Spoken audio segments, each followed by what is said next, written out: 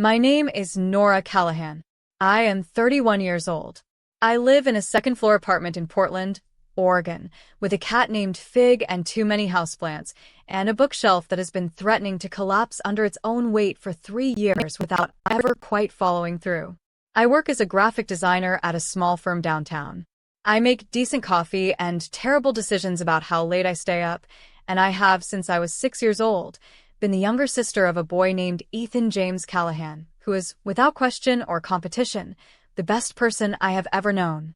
Ethan was 4 years older than me, which means that my earliest memories are shaped by him, by his presence, his voice, the specific security of having an older sibling who treated you like you mattered. Not all older siblings do that. I know this because I've heard enough stories from enough friends to understand that I was lucky.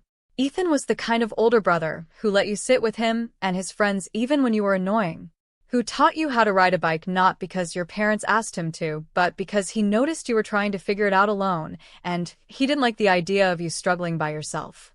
He was 4 years old when I was born. My mother says that when they brought me home from the hospital, Ethan sat next to me on the couch and stared at me for a very long time with the serious, concentrated expression of someone conducting an important assessment. Then he looked up at my mother and said, "She's small. I'll take care of her." He was 4. And he kept that promise for 27 years. Ethan grew up into someone who made people feel like the most important person in the room. Not in a performative way, not the way salespeople are trained to do it, all technique and no truth. In the genuine way, the way that comes from actually being interested in people. He remembered everything. Names, details, the small things people mentioned once and expected to be forgotten. He had a memory for the personal that was almost supernatural, the kind that made people feel known. He became a teacher. Middle school science, which is possibly the most thankless educational post in the known universe, and he loved it completely. He loved the age, that specific, turbulent, ridiculous age of 12 and 13, when kids are equal parts wonderful and impossible. He said once, "Nobody works harder to pretend they don't care than a 12-year-old. But they all care so much. They're just terrified. I like being the person who sees through the pretending." That was Ethan. Seeing through the pretending. He had a laugh that started slow and built. A laugh that gave you time to see it coming, which somehow made it funnier. The anticipation of it. The gradual surrender of his composure. He made the worst puns I have ever heard in my life. Truly catastrophic puns. The kind that made you groan and laugh at the same time, and then catch yourself later that day thinking about them and laughing again alone in your car. He was the first person I called when anything happened. Good things, bad things, confusing things, funny things. Before I'd even finished processing an event, my hand was already reaching for my phone. "Ethan. Tell Ethan." And he always picked up. In 27 years, from the time I was old enough to have a phone until the last day of his life, my brother Ethan never once let a call from me go to voicemail. Not once. I didn't understand what that meant until I called him 2 weeks after the accident and heard the voicemail greeting for the first time. "Hi, you've reached Ethan. Leave a message and I'll get back to you." I hung up. I called again. Same thing.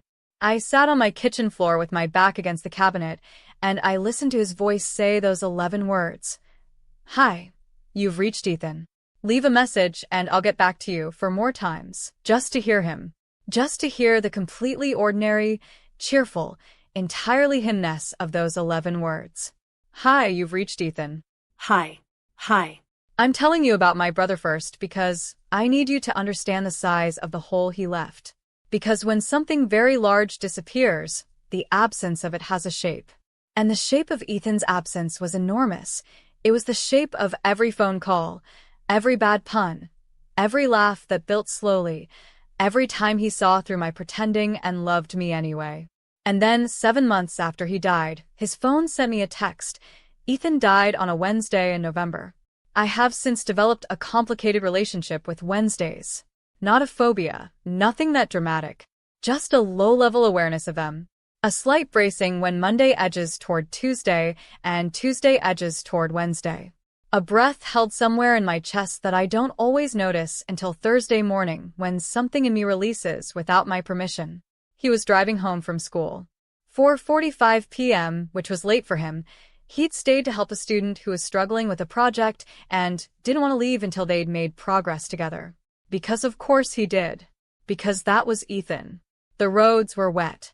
It had been raining since noon, that heavy, gray, northwest November rain that makes every surface reflective and unreliable. A truck ran a red light at the intersection of Morrison and 42nd. The driver was on his phone. The impact was on the driver's side of Ethan's car. He died at the scene. He was 29 days away from his 36th birthday. He had been planning to take our mother to dinner for it. He did this every year, made a whole event of her birthday dinners and his, because he said the best way to celebrate getting older was to spend it with someone who'd known you the longest. He had a girlfriend named Maya, who had been, I think, on the slow road toward becoming something more. They'd been together for 8 months. She came to the funeral and stood very straight the entire time with the composure of someone holding themselves together through sheer force of will, and when it was over she came to me and took both my hands and said, "He talked about you every day. Every single day you came up. I want you to know that." I couldn't say anything back. I just nodded. She nodded back.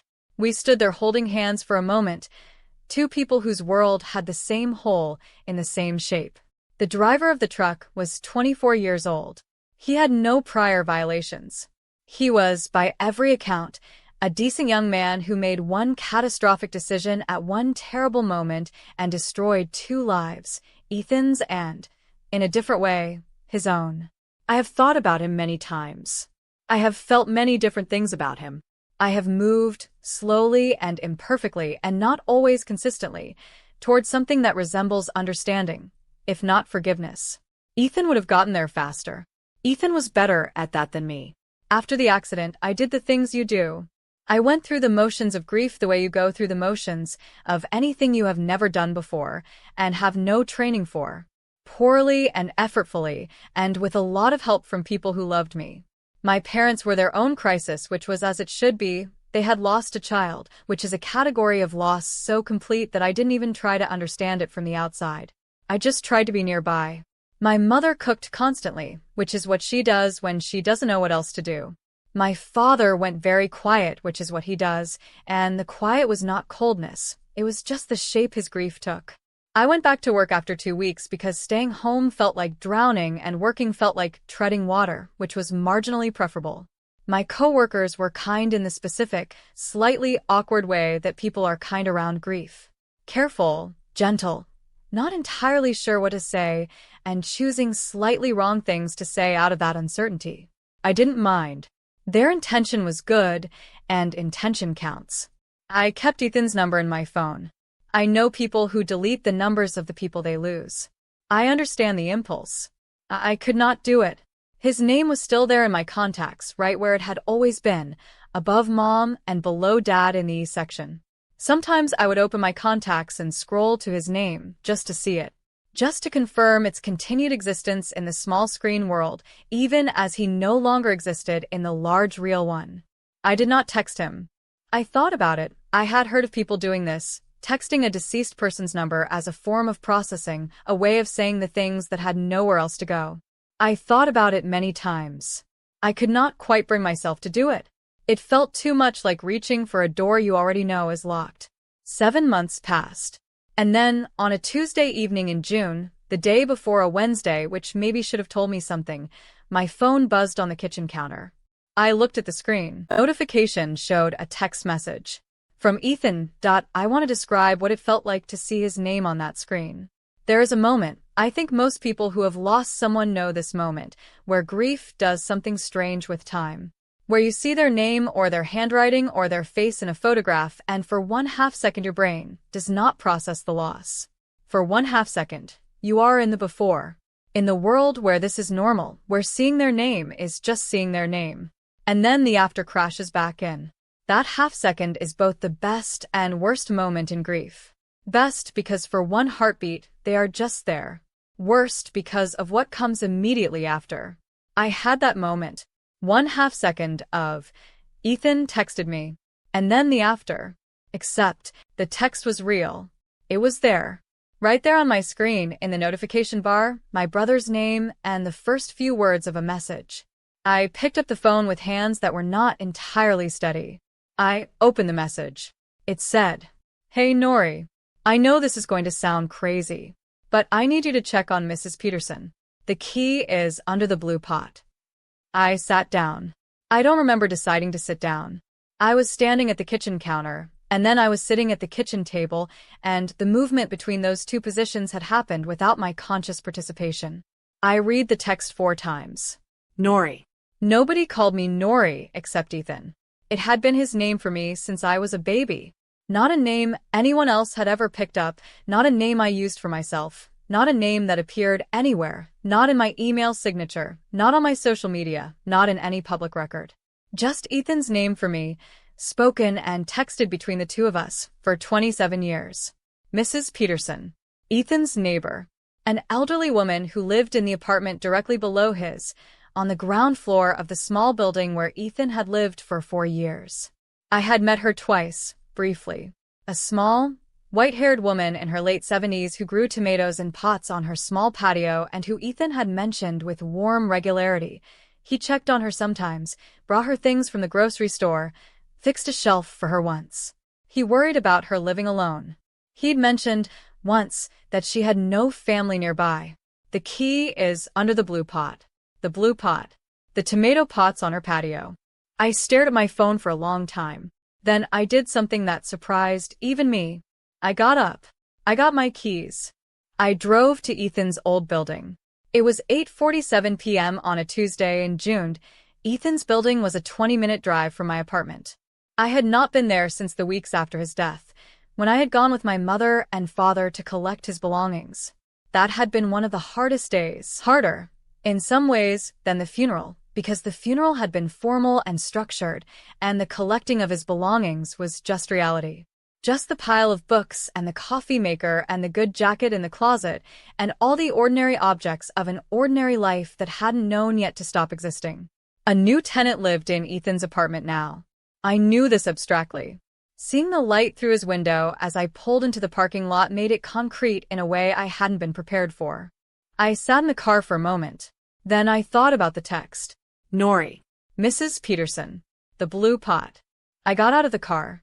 I went around the side of the building to the ground floor patio. It was dark, but the patio light was on, a small yellow light above the sliding glass door. I could see the pots. 3 of them, ceramic, clustered near the door. 2 terracotta. 1 blue. I crouched down and looked under the blue pot. A key.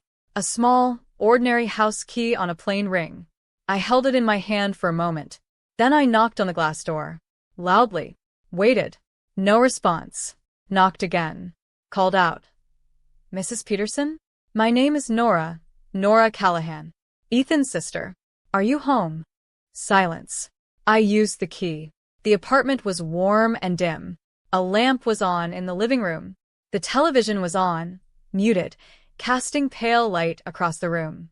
And in the armchair in the corner, very still, was Mrs. Peterson. My heart seized. Then she moved. A small movement, a shift of her head, a flutter of her eyelids. Asleep. She was asleep in the chair. I exhaled so completely that I had to catch the wall. "Mrs. Peterson," I said, gently. "Mrs. Peterson, it's Nora. Ethan's sister." Her eyes opened slowly. For a moment she looked confused, the specific confusion of someone woken unexpectedly in a dim room. Then her eyes focused on me, and something crossed her face that I couldn't quite read. "Nora," she said. Her voice was thin and careful, the voice of someone who had not spoken in some time. "How did you? Are you all right?" I said. "Are you hurt?" She looked down at her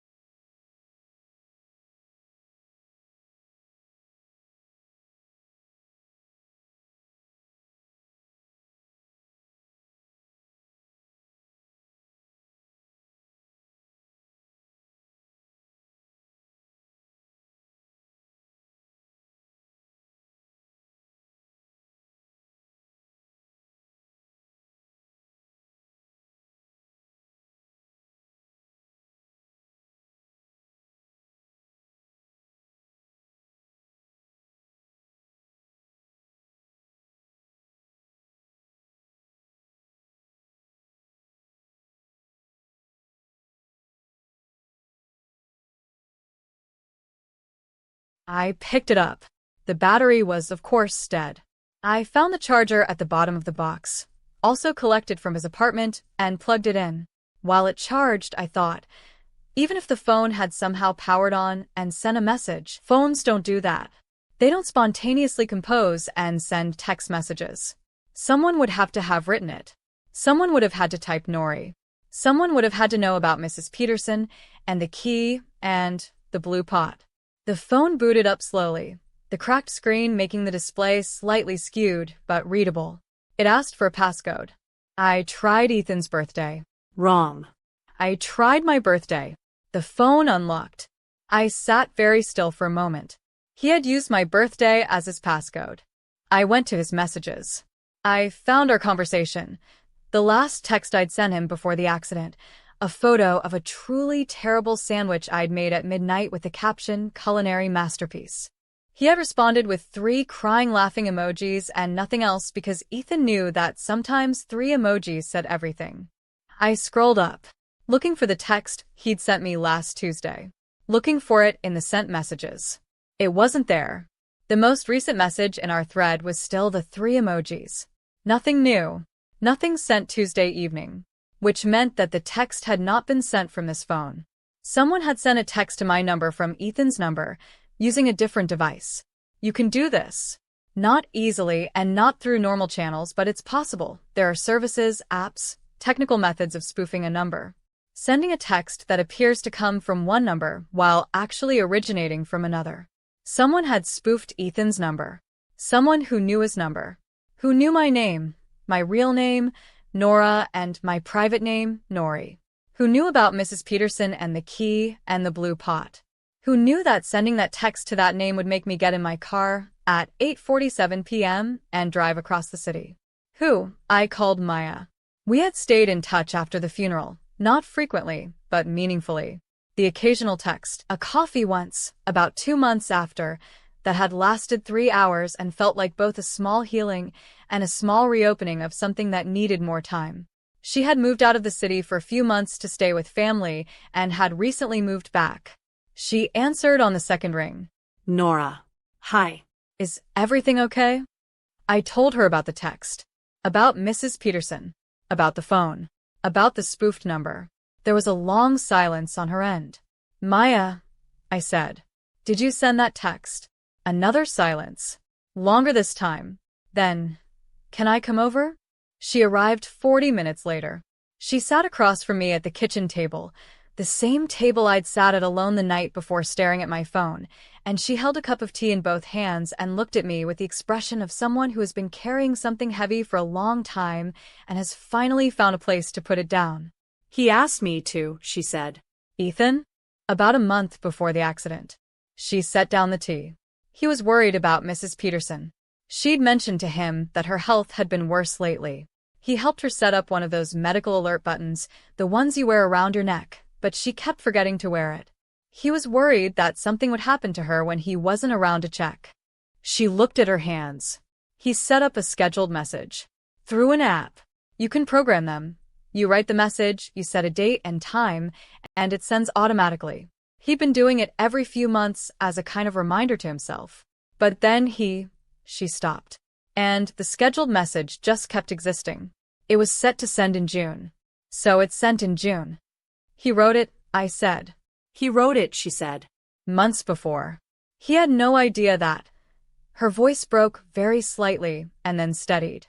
He wrote it as a reminder to himself. Check on Mrs. Peterson. The key is still under the blue pot. But then he was gone and the message was still scheduled and it was addressed to you. Not to himself, because she paused. Because he told me once that you were the person he trusted most in the world to handle anything that needed handling. He probably meant to cancel it eventually and just... She couldn't finish. I sat across from her for a moment without speaking. Then I said, he called me Nori. I know, she said. And she smiled, small and genuine, and full of grief and love in equal measure. He talked about you all the time. He'd say, I need to tell Nori this about things constantly. Podcasts, articles, something funny he saw. You were always the first person he thought of. We sat together for a long time after that. Not always talking. Sometimes just sitting in the specific, rare comfort of being with someone who misses the same person you do, who carries the same shape of absence. There is a particular intimacy to shared grief that has no equivalent. You don't need to explain. You don't need to translate. You just know. Before Maya left, she stopped in my doorway and said, "He planned for everything." That was so Ethan. Just quietly making sure everything would be okay. Making sure someone would look after the people he cared about. Even after he was gone, I said. Especially after. She said that I asked Maya to share the app with me. She showed me how it worked, a simple scheduling service, nothing exotic. You write a message, enter a recipient, set a date and time, and it sends. Automated. Reliable. Quietly doing its job long after you've forgotten you said it. Ethan had 3 other messages scheduled. The discovery of this hit me somewhere I hadn't expected. 3 more. 3 more moments where his voice would arrive in someone's day without warning, from beyond the boundary of the life he'd been able to live. The first was scheduled, to my mother. Set to arrive on her birthday in August, still 2 months away at the time I found it. I read it with Maya looking over my shoulder, and neither of us spoke for a minute afterward. It said, "Happy birthday, Mom. I know I'm not there. I'm sorry I'm not there. But I want you to know that everything you gave me, the patience, the soup, the way you always had time for the small things, I used all of it. I used it every day. You made me who I was. I hope that counts as being there a little. Love you." The second was to my father. Scheduled for the anniversary of a difficult day in my father's life. A day I won't detail because it belongs to him. It was short. Just 4 lines. But it was specific in a way that only someone who knew and loved my father could have written it. It knew exactly where he would need the words to land. The third was to one of his students. A girl named Priya, who had been struggling, academically, personally, in the way that 7th graders sometimes struggle in ways they can't name yet. Ethan had apparently been worried about her. The message was set to arrive on the day of her 8th grade graduation, over a year away. It said, "Priya, I have no doubt you made it through. You were always going to. You're the kind of person who figures things out. Use it well. Mr. C." I sat with these 3 messages for a long time. My brother had known, somewhere in himself, that things could happen. That the road was wet sometimes and the light changed suddenly, and the driver was looking at his phone. He hadn't known what or when. Nobody does. But he had known that love, to be complete, needed to outlast the capacity to deliver it in person. He had known that the people he cared about would need to hear from him at specific moments, at birthdays, at hard anniversaries, at graduations where his chair would be empty. So he had made arrangements. Not in a morbid way. Not in a way that indicated he was expecting to die. In the way that careful, loving people make arrangements, the same instinct that makes someone leave a note before they travel, or write down the Wi-Fi password somewhere findable, or put a spare key under the blue pot. Just in case. Just so that the people he loved would know that I let the messages send. My mother's birthday arrived in August. I was there when the message came through. We were sitting in the garden, the 3 of us, my parents and I, in the kind of deliberately normal Sunday afternoon that the bereaved construct to give themselves somewhere to be. My mother's phone buzzed. She looked at the screen. She went completely still. Then she made a sound, not a cry, exactly. Something before a cry. Something that came from deeper and hadn't decided yet what it wanted to become. My father took her hand. I moved to sit beside her. She held the phone like it was something delicate and read the message 3 times. Then she looked up, at the sky, at the garden, at the tomatoes she'd planted this year in small pots because she'd seen Mrs. Peterson's and the idea had appealed to her. "He knew," she said. "He always knew what I needed to hear. He practiced on all of us," I said. "His whole life." She laughed at that. Through the tears, a real laugh. My father's message arrived on his difficult day. I was not there for that one. It was private, and it needed to be.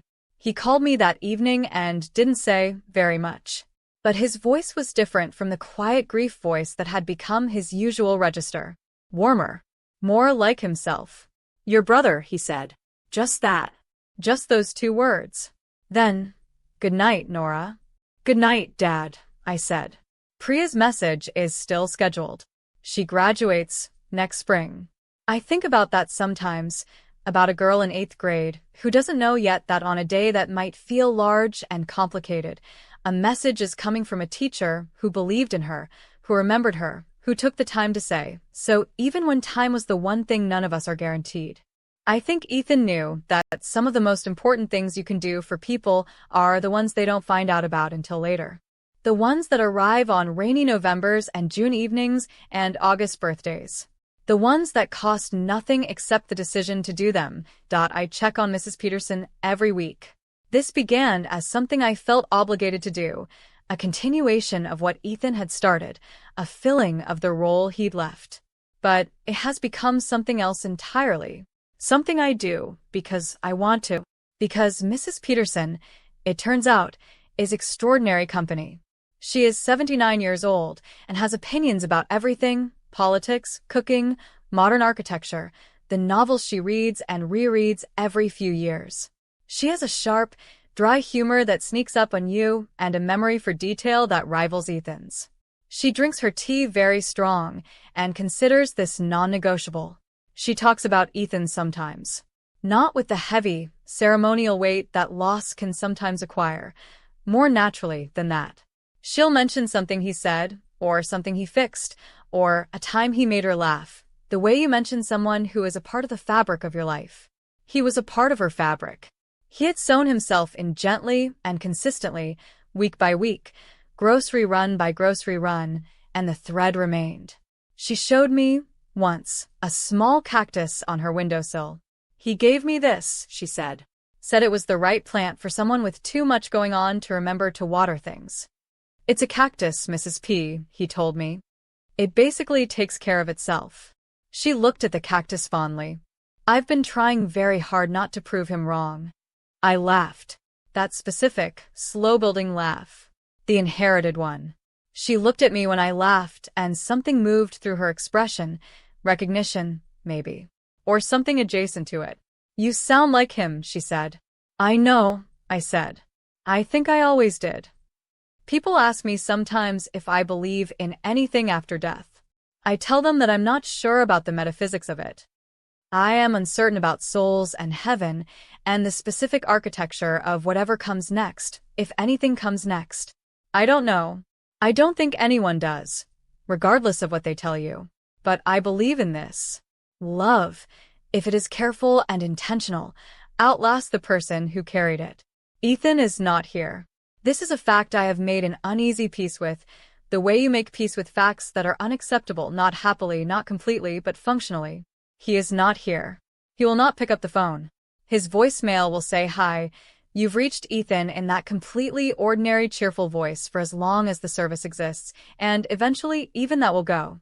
But the key was under the blue pot, and Mrs. Peterson's hip healed.